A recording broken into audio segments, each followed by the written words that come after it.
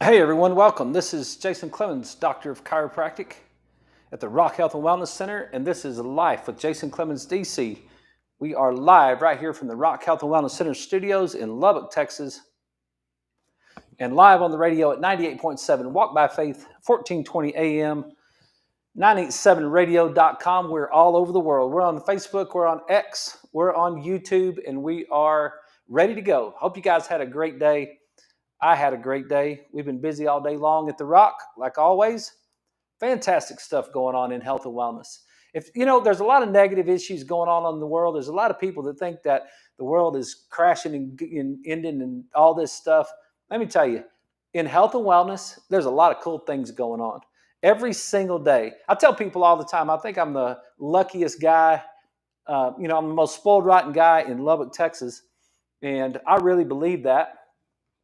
One guy told me yesterday, said, I don't understand how you have all this energy. Like you just go all day long. And then you're going to do a show tonight till 7. And what time did you get here this morning? I was like, well, this morning, let's see, Thursday, 5:40. I just got here and we've been going all day long and we're still going. Because when you do wellness things and you're living on purpose, I listened to the show on the radio a little bit at lunchtime. I don't get a whole lot of opportunity to do that, but Leslie and the girls on her side of the family decided they were gonna go to Santa Fe for a girls' weekend. So I went to lunch by myself. Went out to Salada, got a salad, and as I was going out there, I was listening to the Walk by Faith radio, and I was listening to Chris on the radio, and she was talking about purpose and finding your purpose and living on purpose. And I can tell you this: when you do find it and you live on in your purpose, it's almost like you have an unlimited supply of energy. You just every day, you're just so excited about getting up and working and going to work and doing your thing. And it's almost like not even work. It's just awesome. And so people come in and they say, how you doing, Doc? And I tell them I'm fabulous. I'm either fabulous or I'm fantastic. And everything else is an illusion. That's what I'm going with. So it's just good stuff. And we're going to take some of the things today. We're going to get deeper into some of the questions that I had this week because I thought they were really cool. It's one of the benefits of listening to the show is that you get real live stuff coming to you every single day, and that's what we're bringing you. We're bringing you real clinic stuff. And so yesterday, I was a little hard on my guy working for me. But I just wanted to use that example. If you guys listened to last night's show, I just wanted to use that example to walk through some thoughts. That's really what we're doing. We're not ever picking on anybody on the show, and we're not. Sometimes I come at some of the evil in the world that I hate, but when I'm using these examples, I'm trying to use these real life examples to share with everybody as much as I can to try to help everybody see it a little bit more clearly. And I think it helps.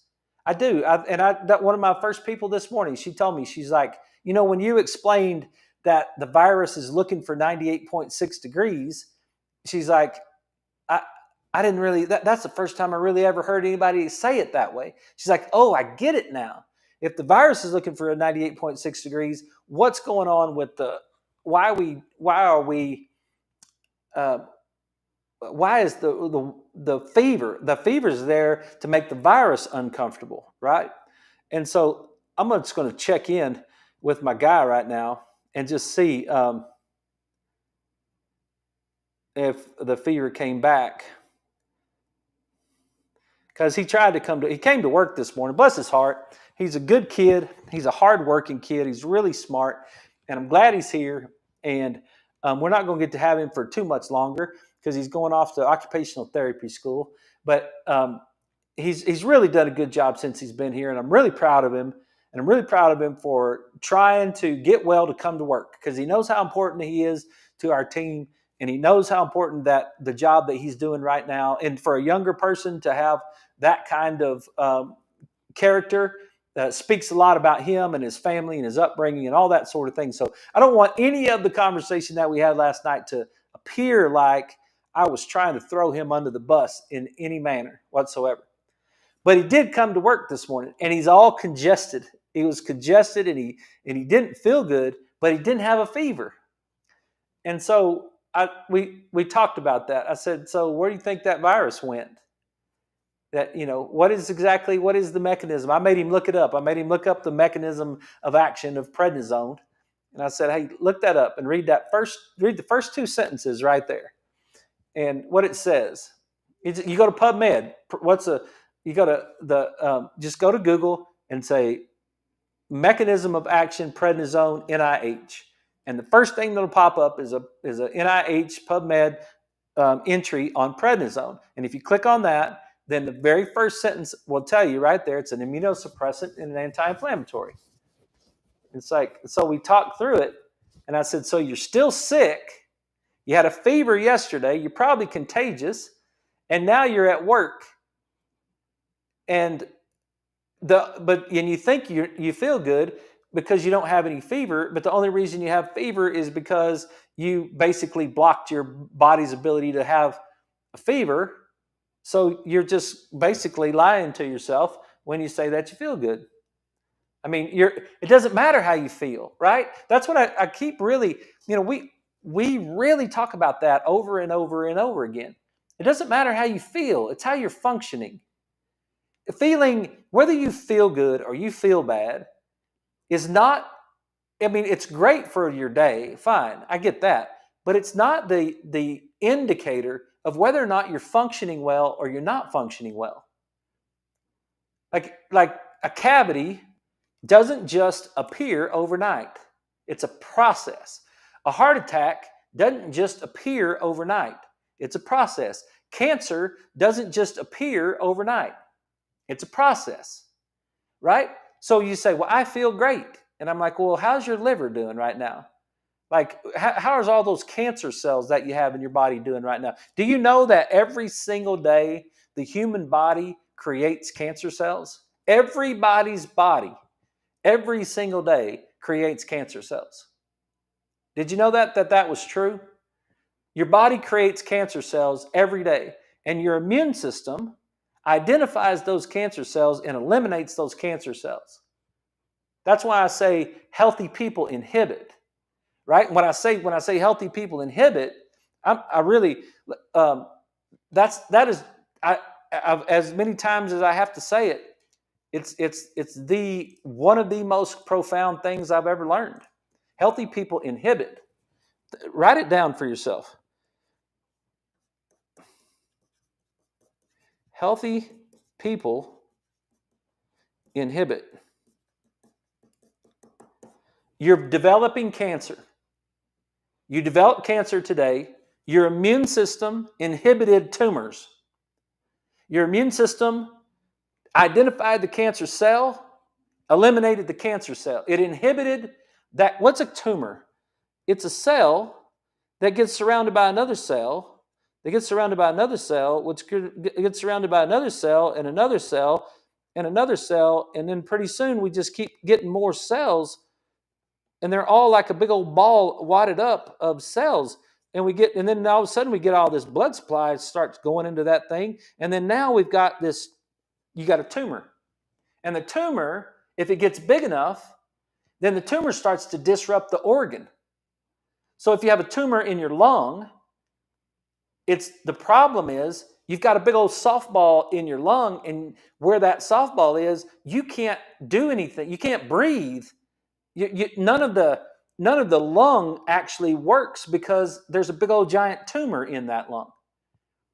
And the same thing in the liver. It's like there's a tumor in the liver because there's a cancer in the liver. And then now all of a sudden it's affecting the liver function, and we don't have any liver function, and that's what kills us, right? So every single day, your body recognizes that there's cancer cells, and every single day your body inhibits cancer. That's where I was talking about a little bit last night about every single day you inhibit the virus. He gave it to me. He gave it to me. I got sick because I was hanging out with somebody and he gave it to me. No, that's not, he didn't give it to you. You took it. You didn't inhibit. Unhealthy people don't inhibit.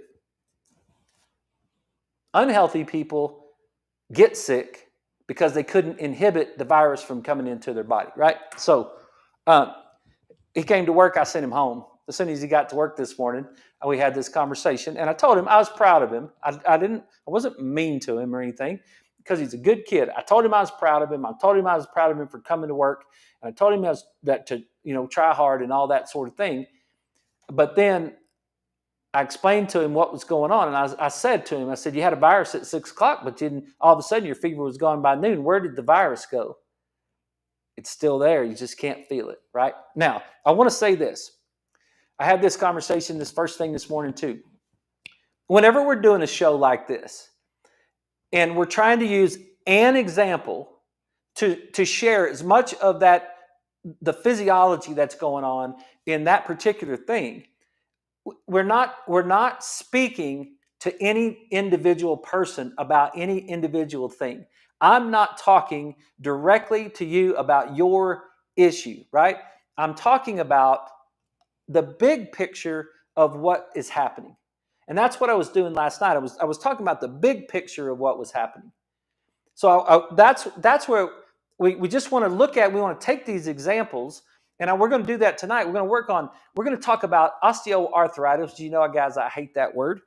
We're going to talk about that in the knee, and it has to do with the hips being unbalanced. Because I got a new patient that's coming in for shockwave therapy that she wants to know whether or not she should have her knee replaced or if she should do this shockwave therapy. And so I want to talk about that tonight. But the processes that are going on inside the body, that's what we're using these examples for.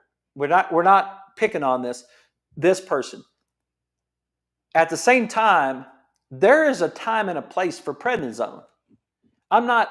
First of all, I'm not an anti-medical doctor person, and I'm not an anti-medicine person. I don't think that a person should just go their whole life with no medicine.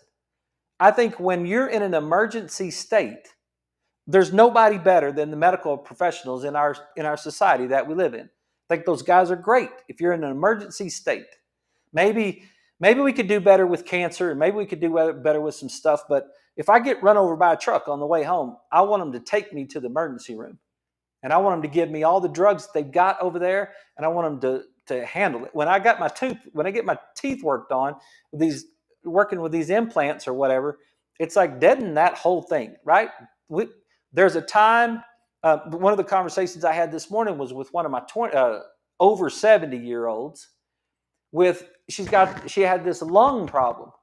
She was having trouble breathing, and it lasted for over a week or 10 days or something. And she was coughing, and she was having some trouble. And she told me that she went to her doctor, and they gave her an antibiotic and a steroid. And then she told me today that she didn't take the steroid. But what I was trying to say is, look, there's a time, if you're 75 years old or older, and you've got some sort of upper respiratory problem, then you might need to take prednisone. It might be important in the moment for you to do that because you're a little bit too close to the edge, right? The same thing, what we started talking about was urinary tract infections. I personally, this is my own personal belief, but I think urinary tract infections in 65 and older group are serious events. I think they should be dealt with very seriously. And that's one of the things that I think antibiotics is a very helpful thing. And I'm not an antibiotic fan, but I really do think that in that particular case, you know, if you're in your 30s and you want to work through some things and take some cranberry, juice and all that type of thing, you got some leeway to work on it. But I've seen urinary tract infections in my patients go really bad, really fast, and make people's brain not function properly very fast. So I just wanted to clear that up before we got into tonight's stuff, because I think it's very important that sometimes I get a little fired up. I get fired up, especially when I feel like people are being cheated.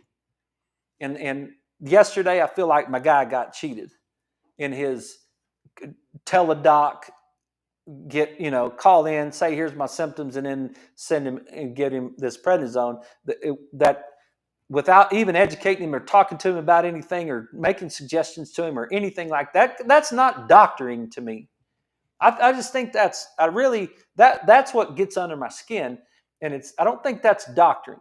I think a doctor ought to be a doctor, and he ought to be engaged with his patients, and he ought to try hard to do the best he can to help his patients get well. And I think if you're going to call me on the phone from 400 miles away and you're going to tell me your symptoms, and then I'm going to say, okay, here, it sounds like you got this, take that. I think that's BS doctoring personally. And if you do that, then you really should understand. I really think it's very important. If you're doing that kind of care, you need to be very responsible for your health. And I know a lot of you are. A lot of you are very responsible with your health. And I can see the benefit if you're very, very responsible and you understand what's going on with your health. But man, if you don't, I don't think it's very sound. I just don't think it is. All right, let's get on with it. I didn't mean to get, I'm not going to get fired up again tonight, but maybe I will. Real quickly, saw this article today, thought it would just interest you guys. Thought you might think this was interesting. We don't talk about this a lot, but vitamin C intake and the risk of gout in men. Any of you guys dealing with gout? Any of your family members dealing with gout? This comes from the Archives of Internal Medicine, March 9th, 2009. Old stuff, right? A whole group of people from the University of British Columbia, Harvard Medical School, and Boston University School of Medicine. Several metabolic studies and a recent double-blind, placebo-controlled randomized trial have shown that higher vitamin C intake significantly reduces serum uric acid levels. We prospectively examined the relationship between vitamin C intake and risk of incident of gout in 46,994 male participants with no history of gout at baseline. We used a supplementary questionnaire to assert the American College of Rheumatology criteria for gout. Vitamin C intake was assessed every 4 years through the valid questionnaires. During the 20 years of follow-up, now this is a big study right here. This is 46,000 men over 20 years of follow-up, right? We documented 1,317 confirmed incident cases of gout. Incidents of gout, people that took less than 250 milligrams of daily vitamin C were at the baseline between 500 and 999 milligrams, 17% reduced incident of gout. If you went all the way up to over 1,500 milligrams, you got a 45% reduction in gout. Conclusion, higher vitamin C intake is independently associated with the lower risk of gout. Supplemental vitamin C intake may be beneficial in the prevention of gout. So, how would you read that study from a health and wellness standpoint? Not from a allopathic standpoint.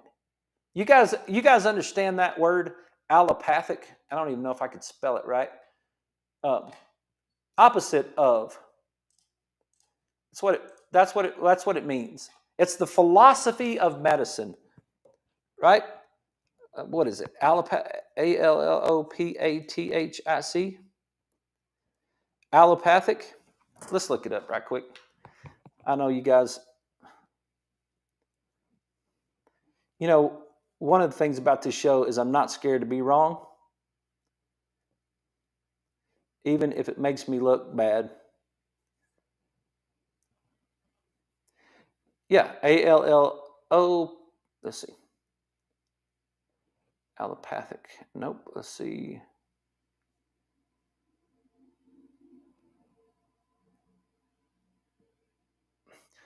So allopathy is, and it is ALLOPATHY, the method of treating disease by the use of agents that produce effects different from those of the disease. And that's the medical model versus homeopathic versus osteopathic versus chiropractic, any of that stuff, right? Allopathic means opposite of. So if you got a headache, well, let's talk about fever, right? If you got a fever, we would give you something that would take away your fever. It's the opposite of fever, right? If you had acid reflux, we would give you something that would be an anti-acid, right? This would be an anti-fever medication. If you had a headache,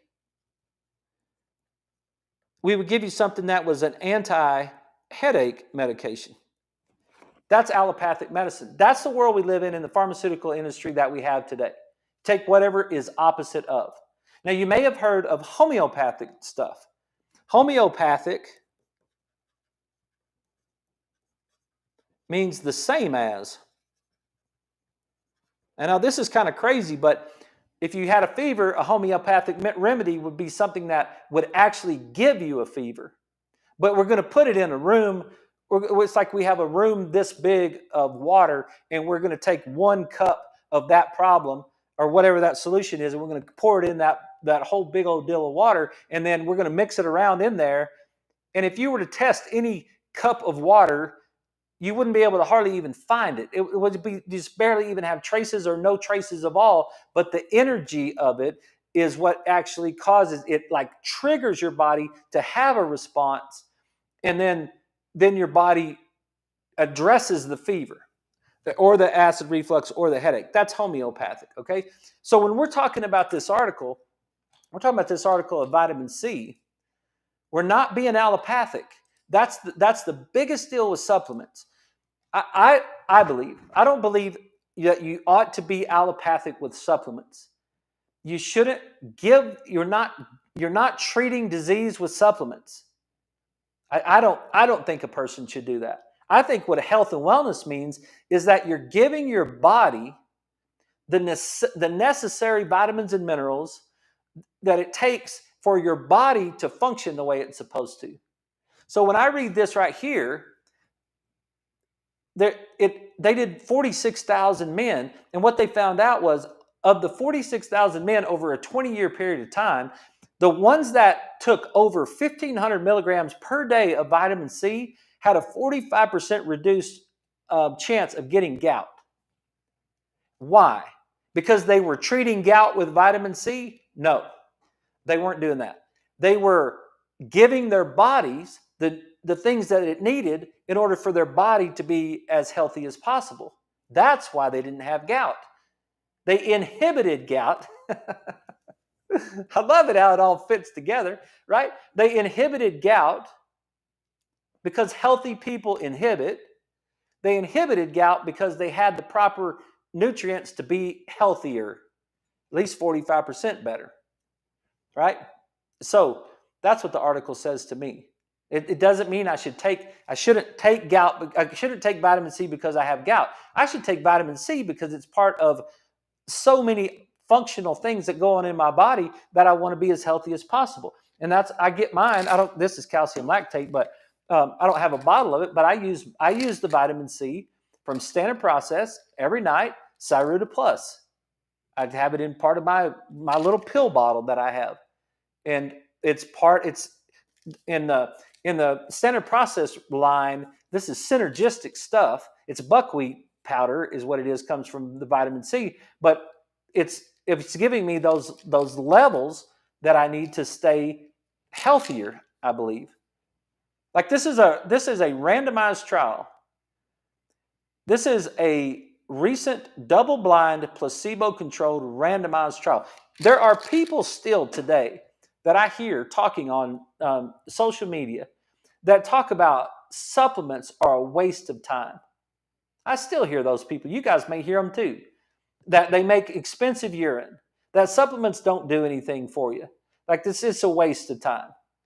And I'm like, okay, well, what would be something I could do that would show you that supplements aren't a waste of time? Is there any evidence, when you're talking to these people, you'd say, is there any evidence that you would accept that would say that this is not a waste of time? What if I showed you a double-blind, placebo-controlled randomized trial of 46,000 men over 20 years? Would that be enough evidence done by Harvard Medical School and Boston University, published in 2009 in the Archives of Internal Medicine. Would that be enough evidence to say that supplements actually are not a waste of time? I think so. That's why I use my. So I take my Cyruta every night long with, and then if I get the hint, I just get the slightest hint that I'm feeling any sort of sniffle or whatever, I'll start 2,000 milligrams of vitamin C every 2 or 3 hours, and I'll do that for the whole night, the day, tomorrow. I might take 18,000 milligrams of vitamin C over a 24-hour period of time, whatever it adds up to being, because I want to make sure that I've got plenty of that vitamin C to help my immune system. But if you guys are dealing with gout, that might be something that you might think to yourself, hey, maybe I'm a little bit deficient in vitamin C. Hey, we've got to take a break. We'll be right back after these messages. And I want to get into this is an actual real life conversation that I had yesterday that we're actually working on a knee. And I want to get into it and see if we can talk about this next article and how it affects knee arthritis, for a better, not having a better term. So you guys stick around with us. This is Life with Jason Clemens, DC, and we'll be right back right after these messages.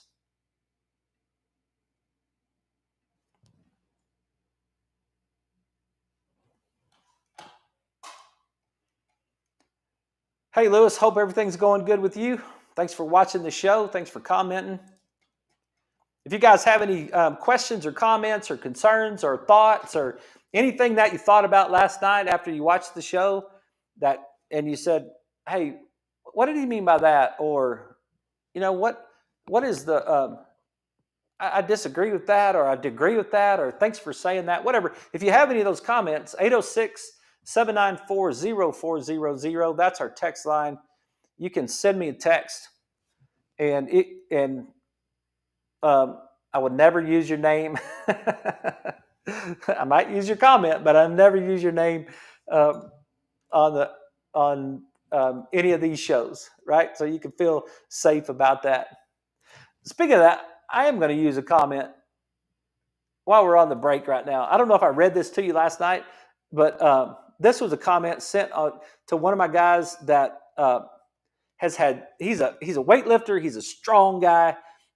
He's really fit, super fit, professional athlete, all this sort of thing, and been dealing with a shoulder issue for a while. And we did shockwave on his shoulder. I don't know if I mentioned it to you last night, so I'm going to read it again. We did shockwave on his shoulder last Friday. I sent him a text on Saturday, said, hey, how's the shoulder feel? And he said, it feels pretty good, actually. I did some heavy dips today and could still kind of feel it being off, in quotes, but definitely a lot better. I think the real test will be Wednesday when I do shoulder press, because he really is having a problem with that left shoulder. He just can't get that left shoulder to press. The right shoulder will press, but the left one just wouldn't press. And so yesterday, he just texted me. I didn't even text him, but he said, I could still feel my shoulder a little bit this morning, but it felt markedly better. I was able to hit a PR on shoulder press and hoping to see even more improvement moving forward. It's been multiple years that he's been dealing with this shoulder problem, and he may be one of the strongest human beings I know. Just a super fit guy.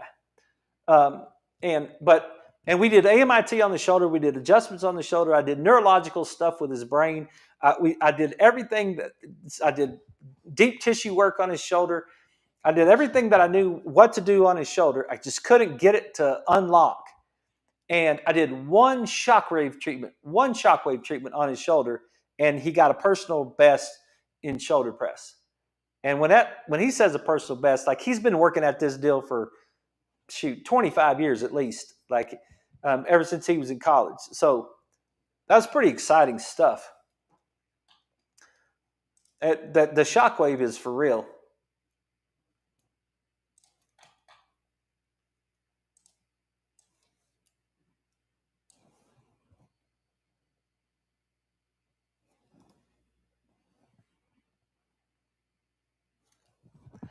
Okay, everybody, we're back. This is Life with Jason Clemens, DC, and we are live right here on 98.7 Walk by Faith Radio. We're live on all of our social media pages, and we are talking to you tonight. I want to get into this next segment, and I want to talk about this article here, and it just happens to fit exactly into a case that walked in the door yesterday. And the title of the article is Associations of Leg Length Inequality with Prevalent Incident and Progressive Knee Osteoarthritis. And this comes from the Annals of Internal Medicine of March 2nd, 2010. A whole group of guys. These are from Boston University School of Medicine, Queen's University in Canada, University of Iowa, University of California at Davis, and the University of Alabama, and Tufts Medical Center. So these are a bunch of guys working on this stuff. And so what they're talking about is leg length inequality with prevalent incident and progressive knee osteoarthritis. Leg length inequality is common in the general population and may accelerate development of knee osteoarthritis. So I didn't have time to get a bunch of pictures or a slideshow put together. So I want to talk about this.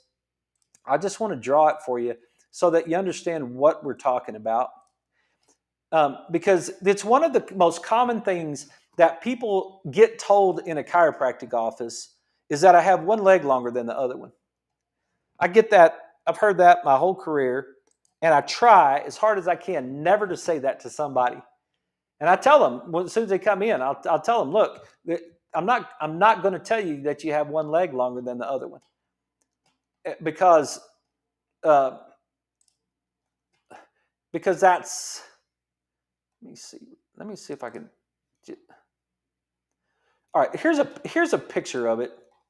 Here's an X-ray picture that might help out. And I know you guys on the radio are not seeing this, but you can go to the Walk by Faith Facebook page and you can check us out there. It's what we're talking about.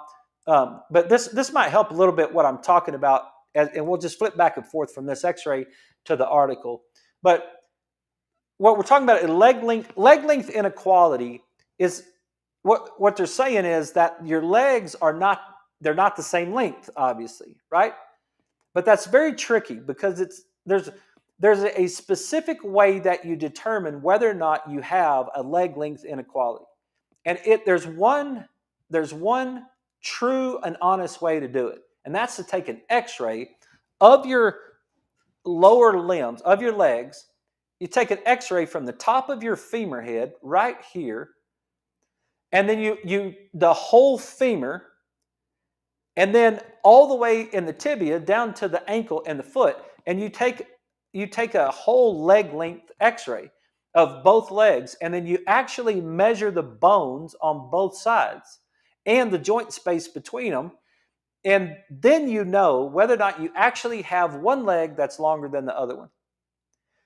That's the only way that I've ever been told that you actually have scientific, factual information about whether or not you have one leg longer than the other one.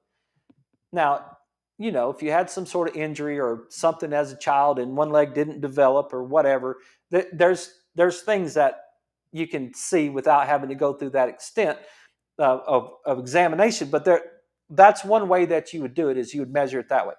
Okay.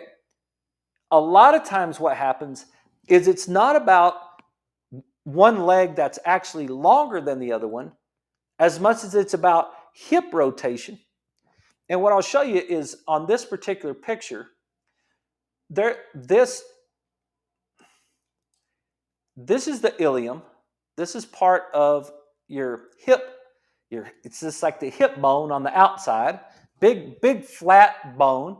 That's an ilium. In the middle right here, there's a sacrum. That's like a triangle. And I always think about the sacrum as being like a keystone. If you've ever seen a keystone in an art, like that middle triangular bone that's right, not bone, but rock in the middle of an arch, like way, like that's what that is. It's a triangular bone. It sets right under L5. It's called your sacrum. Your sacrum is right there in the middle. It's a big triangle. And then you have another ilium on the other side. And then the femur, the leg bone, attaches up into that joint, that socket, and it fits up in there, and now that thing moves. Your ilium moves. It rotates. And just imagine for a second, if I've got a bone that's attached to basically the front part of the ilium, and I was to rotate the ilium backward, okay? I was to rotate the ilium backward, what would happen to the bone? If it was attached to the front of the ilium and I rotated it backward, the bone is going to go up. If I rotate the ilium forward, the bone's going to go down. So if I lay you on your stomach and I look at your leg links, and I come down to your heels and I check your heels, and there's multiple things there's multiple ways you can test it, and there's multiple ways you can challenge it, and all kinds of sort of thing. I'm not getting on all that tonight. I'm just saying, if I just check your leg links right there, and I do my test, however I'm going to do them, and I can see that one leg is shorter than the other. One side is pushed down because the ilium on that side is tilted forward, and then the other side is up because the ilium on this side is rotated backward. So because it's rotated backward, it's pulling the femur up towards your head. So your pelvis is rotated, and it's rotated around your sacrum. Now there's some movement right there, okay? So that's what this particular article is talking about, is leg length inequality. But I wanted to establish before we got into the article that leg length inequality is not necessarily you have one leg longer than the other one. It's that you also could have some sort of problem in the rotation of your pelvis. That's one thing that you could have. Another thing is that you could have pronation of your foot. You could have dropped the inside of your foot. And then now instead of having that arch in your foot, now you've dropped it, and now you're walking on the inside of your foot, and you're turning the angle right there. That can make that side drop, okay? The next thing that can happen is you can lose the muscle in the glute. Losing the muscle in the glute is going to cause your knees to knock. It's going to cause your femur, your leg bone, your thigh bone, it's going to cause it to rotate in. And when it rotates in, it's going to change the angle of the femur. So that's all that is going to happen. All that's going to happen and affect the knee. So let's look at the article again.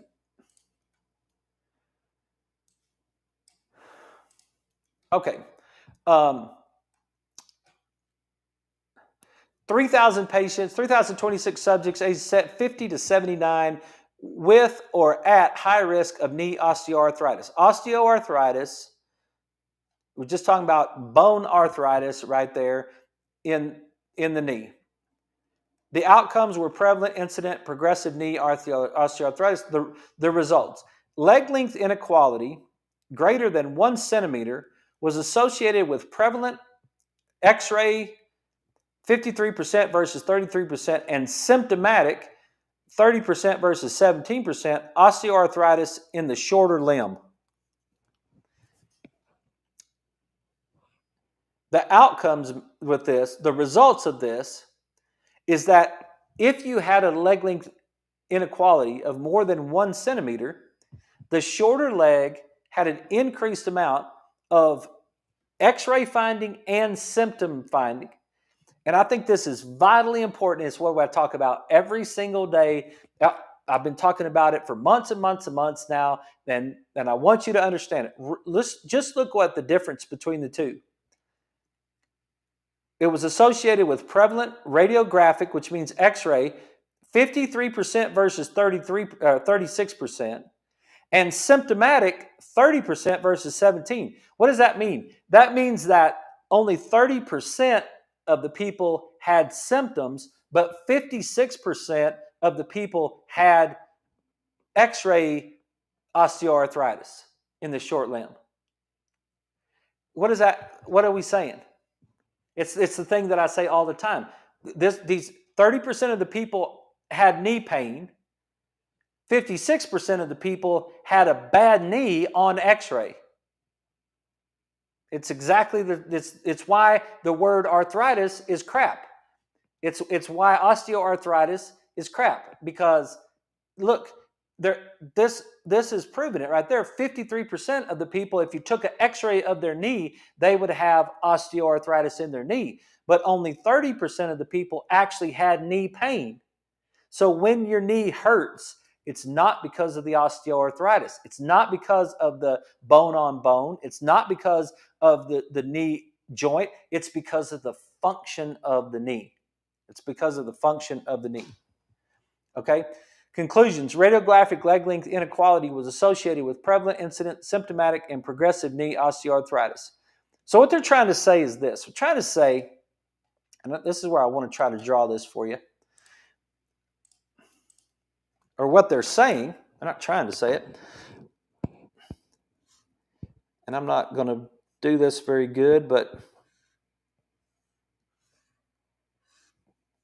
I'm going to try to draw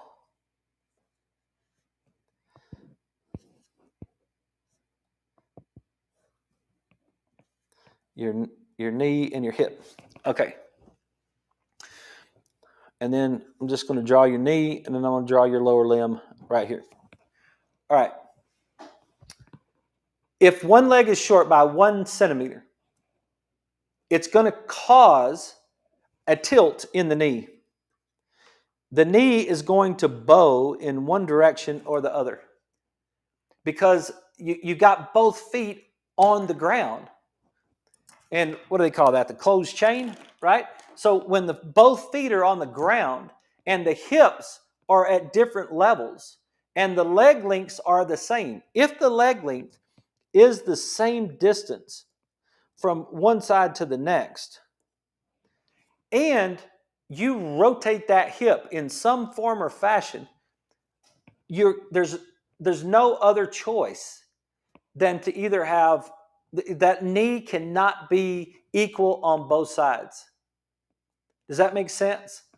Does it make sense to say that if both leg lengths are, if the actual anatomic leg length is the same, and your hips or your feet are on the ground and your hips are off balanced, then you've got to be putting pressure on that short leg. Like if I have two sticks that are exactly the same length, but I change the top of the height of the length, but they're on the same parallel spot on the ground, or the horizontal spot on the ground, then it's got to give at the knee, right? And so now what we're going to get is we're going to get a hinge. The knee, I've always said, it is an obedient child. It's just a hinge. And so it just is bending, right? But it's affected by whether or not the foot is proper on the ground, and it's affected by whether or not the pelvis is proper at the top. And what you will get is you'll get pressure. Now, the one I'm dealing with this week has got a low hip. It's on the left. There's a low hip on the left, and there's a change in the angle. There's a change in the angle of the knee, of the femur, inside. We've got internal rotation. I wish I could show you on TV, but if you were to just stand up and you were to just take your knee and rotate it inward, just if you're standing up, you just roll your knee towards your other knee. Take your right knee, in this particular case, take your left knee and roll that inward towards your other knee. That's called internal rotation of the femur. And so if you got internal rotation of the femur, the question that what's going to happen is you're going to get a bend. you're going to have the knee joint here, and now the foot is going to go outward.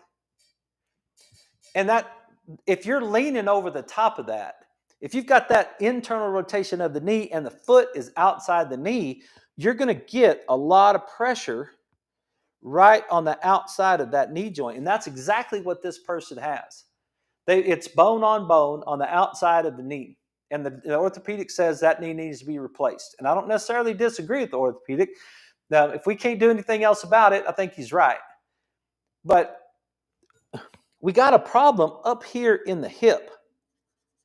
We got a problem with that glute, and we got a problem with those external rotators of the femur. And so what I did, we did the shockwave. We talked, and I've had a relationship with this lady for years, and she wanted to come back and see me last year or two, and I said, hey, look, I can't help you.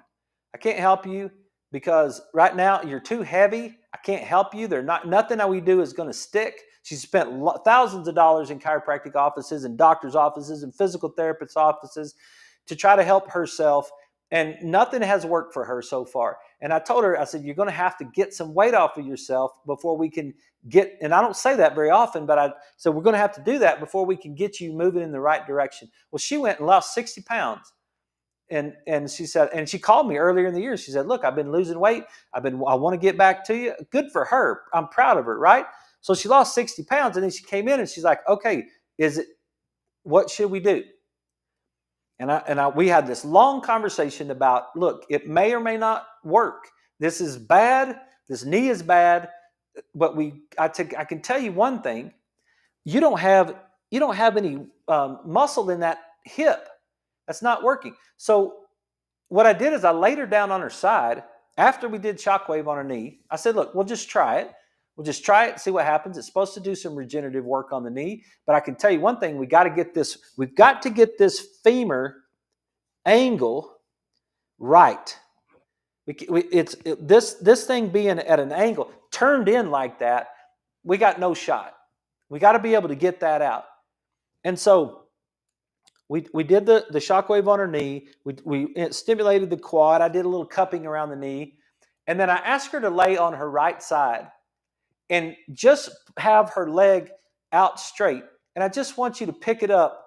I just want you to pick your leg up 5 times. Not once. Can't do it. Can't raise her leg off the table. She when she lays on her right side, that foot, she's first thing she tried to do is she tried to bring that toe up, because now what she's trying to do is get that quad to raise that leg up. And I said, nope, keep that toe turned down. I don't want you to bring that toe up. You can see what's happening, right? She's laying on her side, and her toe, if you can rotate your foot where your toe is pointing to the ceiling, now you're not using your glute to raise your leg, you're using your quad. And that's what she's been doing. She's been compensating because she doesn't have any muscle tone in that glute. And I said, nope, turn that down. And I said, now pick up your leg. She can't do it one time. Well, see, I think in that particular case, it's irrelevant whether we're talking about a knee replacement or we're not talking about a knee replacement, because number one, she's not in major pain, but in her knee. Now her back hurts, and she thinks that if she gets her knee replaced, it'll solve her back problem, because she's also got a curve in her low back like that. So she's got abnormal low back function, a really low left hip, and an internally rotated femur, which is causing her to lean over the top of that left, because that leg is so far in. When she walks, she leans over the top of it, and she's putting pressure down on the joint on the outside of the knee. Now, what do we know about disc degeneration? When we talk about disc degeneration, and we say, how does a disc wear out? What's the 2 things that wears out a disc, right? It's abnormal movement and abnormal chemistry. Those are the 2 things. So the blood supply in the vertebra comes out to the front. Remember this whole thing that we've seen in the past? There's the blood supply. It does not innervate the disc. It comes up to the end plate of the disc, and it comes through like that, and it comes around like that. So now you have to move that joint. You have to pump that joint and pump that blood into and out of that disc in order to keep that disc healthy. If you don't get blood supply to a disc, it will degenerate. If you don't get blood supply to anything, it will degenerate. So you got to get blood supply to it. Well, what's happening to the knee? What's happening to the knee if we've got internal rotation of the femur, and then I'm leaning on the side of that knee, I'm compressing the outside of that knee, and that meniscus is getting just compressed all day long. I've got no blood supply to that knee because I've got all that compression going on right there. And so what's happening? That knee is degenerating. Why? Because it's not moving through normal ranges of motion. And people will tell me it's because I'm old. And I'll say, how does this knee feel? And they say, oh, my right knee feels fine. My left knee is the one that hurts. Do y'all get that? It's like that immediately eliminates age. That knee problem has 0% to do with her age. And she's in her late 60s. It has 0% to do with her age. It has to do with the function of the joint over time and the chemistry inside the body. And the chemistry inside the body is the omega-6-3 ratio that I will talk about, and the toxins that I talk about, and the leaky gut that we talk about. All of those things contribute to the chemistry in the joint. Do you understand that? Like that's important. What do you mean? Well, if the gut leaks, remember the Sonic cup with the straw through the middle of it? Right? Seal it off at the bottom. We got a bunch of water in here, and we pour paint in the top. And where does the paint go? The paint goes out the bottom of the straw. It does not mix with the water, except if you poke holes in the straw, then the paint leaks out, right? That's leaky gut in the body. You eat something that's not supposed to be in the body, but it gets absorbed through the gut wall because the gut's leaking. What is the body going to do with it? When the brain detects it, what's going to happen to it? It's going to push it as far away from the brain and the heart as it can. It's going to end up in the joints in the fingers, and it's going to end up in the joints in the toes. And once those fill up, it's going to end up in the joints of the knee. And it's going to change the chemistry of the knee. And it's going to change. And then now I don't have any glute activity. And so I don't have the ability to externally rotate that femur. So I can't make that leg get straight. So what are we going to do? What are we going to do for her? Well, we're going to use shockwave to see if we can get some decreased inflammation, some increased blood supply, and some increased regenerative cell function going on in that knee. That's the big thing that we're going to use shockwave for, to right smack dab in that joint. I'm going to put that little handle, and I'm going to send those shock waves right into that joint, and I'm going to try to get that joint to get more blood supply and start to heal again. And if there's any live cells inside between those two bones, and if we can separate the joint space, this is what I learned from Dr. Fraley and Ruidoso. If I can separate the joint space, and there's any live cells in between there, they have a chance to grow back. And I don't know if they're there or not, but I'm going to try to see if we could get that thing to straighten. But we're going to really work on that as we're working on her nervous system. We're also going to work on that hip to see if we can get that hip to fire properly. We've got to develop muscle in that hip. She's got to be able to lift her leg up. And I gave her some home exercises to do, and we'll get started next week. But I gave her some. We got to be able to have enough strength in that leg to be able to hold ourselves up. Well, think about it. If we don't have any glute function, what do? We lean forward. What's the difference? Not evolutionary. You ever seen an ape? You ever seen a big silverback ape? They don't have a butt. A big silverback ape got big old giant arms and big old giant shoulders. And then when they stand up, they don't have glutes. Human beings are the glute masters of the world, right? We got the best glutes. Why? Because we're standing up. Because God made us that way, I think. He didn't make apes to do that. He made us to do that. But we're standing up. And what stands us up? Our glutes. What if our glutes fail? We don't stand up. We lean forward. What if we lean forward? What happens? We get on the front edge of the disc. We push the disc backward, and then we get into the nerves and we start having back pain. We got to work on that whole thing. Man, I'm out of time. I hope that was entertaining. I hope that was good. And if you got any questions about it, please send me a text, 806-794-0400. Give me a phone call. Send me a message. You guys have a great night, and we'll be back tomorrow night at 6. Thanks for watching the show.